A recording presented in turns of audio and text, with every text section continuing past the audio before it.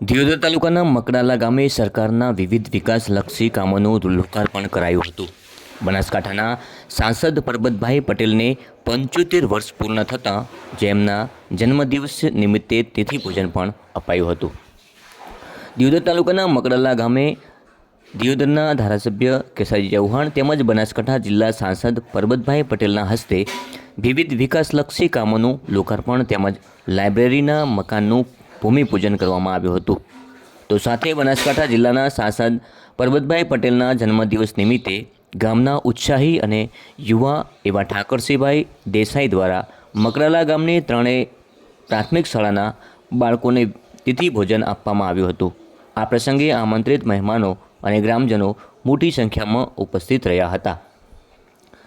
દિયોદરના મકડાલા ગામે વિકાસલક્ષી કામોના ભૂમિપૂજન તેમજ ખાતમુહૂર્ત કરાયા હતા।